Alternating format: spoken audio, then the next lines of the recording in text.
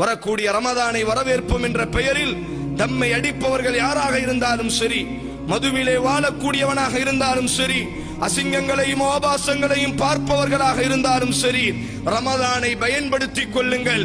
எவ்வாறு உன்னால் ரமதானினுடைய பகல் நேரங்களில் அந்த தம்மை விட்டு, அந்த பீடியை விட்டு, அந்த சிகரெட்டை விட்டு உன்னுடைய உள்ளத்தை எப்படி உன்னால் தற்காத்துக் கொள்ள முடியுமோ அல்லாஹ் உனக்கு உணர்த்துகிறான். பார், எனக்காக வேண்டி பகல் நேரங்களிலே தவறை விட்டு உன்னால் பாதுகாப்படைய முடியும் என்று சொன்னால் ஏன் இதே பயிற்சிகள் மற்ற 11 மாதங்கள் தொடராதா?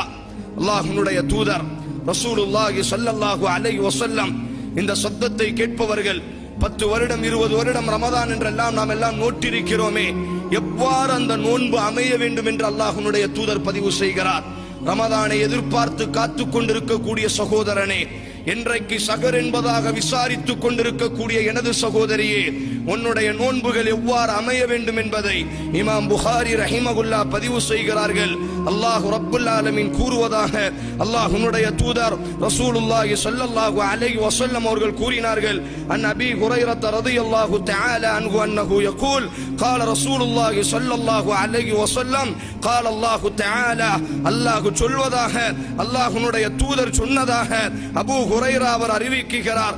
இந்த செய்தியை இமாம் புகாரி இமாம் முஸ்லிம் பதிவு செய்கிறார்கள். குல்லு அமல் இப்னி ஆதம லஹு இல்லா ஸியாம். நோன்பு, நாமும் நோன்பு நோட்டிருக்கிறோம். நாம் எல்லாம் நோன்பினுடைய விளக்கமாக எதை வைத்திருக்கிறோம்? பசித்திருப்பது நோன்பினுடைய அடையாளம், தாகித்திருப்பது நோன்பினுடைய அடையாளம், மனைவியோடு வீடு கூடாமல் இருப்பது நோன்பினுடைய அடையாளம் என்று நினைக்கிறோமே.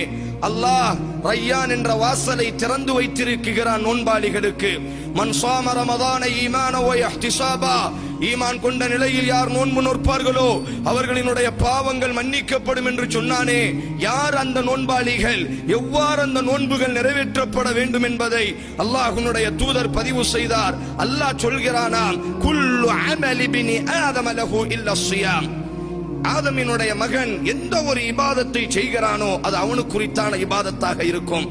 நான் தொழுவதாக இருக்கலாம், நான் சக்காத்து கொடுப்பதாக இருக்கலாம், ஏன் நான் ஜிஹாது செய்வதாக இருக்கலாம், ஏன் நான் தான தர்மங்கள் செய்வதாக இருக்கலாம்,